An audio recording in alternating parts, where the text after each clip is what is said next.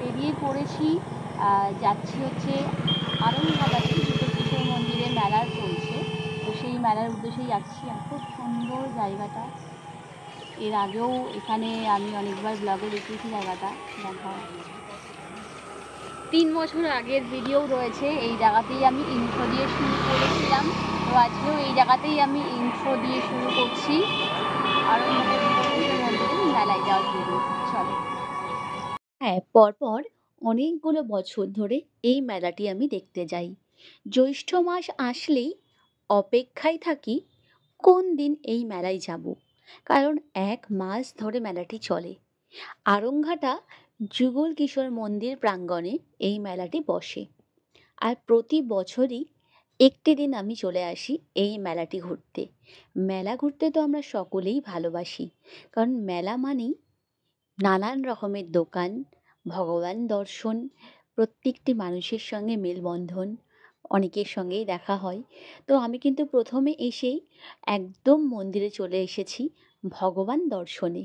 আগে ভগবান দর্শন করব, তারপরে মেলা ঘুরব।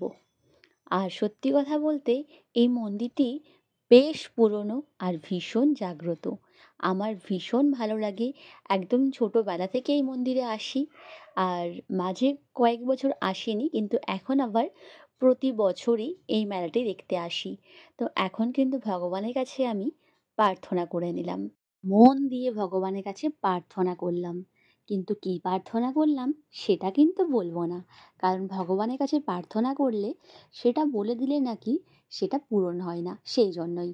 তো তারপরে কিন্তু চলে এসেছি টেডি বিয়ারের দোকানে। আর মেলা মানেই নানান রকমের দোকান, আর তার মধ্যে টেডি বিয়ারের দোকান দেখলে তো চোখ সরেই না।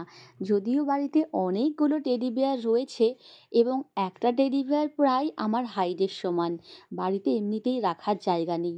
আপনারা তো সকলেই জানেন আমার বেডের ওপরেই সোফা রেখেছি, দিদি নাম্বার 1 থেকে পাওয়া সোফাটা। তো সেই জন্য আর নিলাম না, তবে দেখছিলাম, দেখতে তো দোষ নেই, আর দেখতে ভীষণই ভালো লাগে টেডি বিয়ার। তারপরে ফুচকা খেতে চলে এসেছি, আর এখান থেকে ফুচকা খাচ্ছি। আর সত্যি কথা বলতে বিয়ের ফুচকা দিদির স্টল ওপেন করার পরে প্রথম মেলায় এসে আমি ফুচকা খেলাম, একদম অনেক দিন পরে। তারপরে কিন্তু আবারও চলে এসেছি পঙ্কজের কাছ থেকে ফুচকা খেতে। পঙ্কজ ভাইয়ের কাছেই ফুচকাটা আমি খাই আরংঘাটায় মেনলি, কিন্তু যে স্টলটা দিয়েছিল সেটা কোথায় আমি খুঁজে পাইনি, সেই জন্য অন্য একজনের থেকে ফুচকা খাই। তো খাইয়ে ওটা আমার মোটামুটি লেগেছে, খুব একটা ভালো লাগেনি।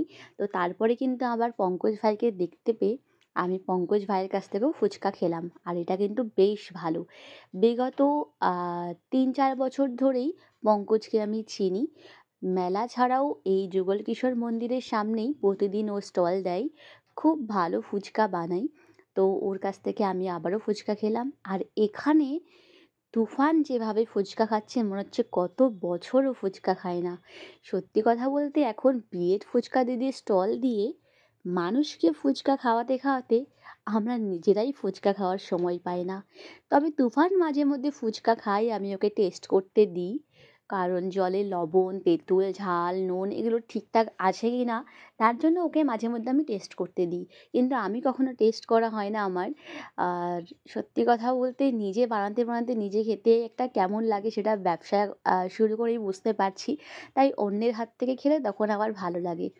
তারপরে এখানে চলে এসেছি এগরোল এবং চাউমিন খেতে। আমি খাবো চাউমিন আর তুফান খাবে হচ্ছে এগরোল। চাউমিন এখনও আসতে লেট করছে বলে এগরোলটা আমি হাতে নিয়ে ভাবছিলাম খাবো কি খাবো না, কিন্তু এগরোলটা এত গরম, তো খেতে পারবো না। সেই জন্য আমি বললাম থাক বাবা খাবো না, চাউমিন আসলে আমি চাউমিনই খাবো। তারপরে চাউমিন খেলাম, চাউমিনটাও বেশ ভালো ছিল। আর তারপরেই কিন্তু ওই মন্দিরটা যুগল কিশোর মন্দিরের ওই পাশটাতে মেলায় আরও কিছু নাগরদোলনা বসে, ওখানে যাব। এটাই একবার উঠেছিলাম, উঠে আমি চড়তে পারিনি, একটা রাউন্ডের পরেই নেমে গেছিলাম। আর এইগুলোই তো কোনোদিনও উঠিনি, শুধু রানাঘাট ফ্রেন্ডস ক্লাবে একবার নৌকো টাইপের একটা দোলনায় উঠেছিলাম, ওই দোলনায় উঠেই আমার মাথা ঘোরাচ্ছিল। তো আমি সত্যি কথা বলতে এই টয় ট্রেনে উঠলেই আমি ঠিক থাকি, বাকি একটা দোলনাও আমি চড়তে পারি না, আমার মাথা ঘোরায়। আর এইখানের বাচ্চাটাকে দেখে ভাবছিলাম যদি এটাই উঠতে পারতাম, বাচপন তো গয়া। যাই হোক, এবার বাড়ির পথে রওনা দিই। মেলা থেকে তেমন কিছু কিনিনি, শুধুমাত্র বিয়ের ফুচকা দিদির স্টলের জন্য দুটো জিনিস কিনেছি, তো সেগুলো আর দেখালাম না। কারণ সেগুলো ভিডিওতে নাকি দেখালে এফেক্ট পড়বে। তো যাই হোক, সবাই ভালো থাকবেন, সুস্থ থাকবেন।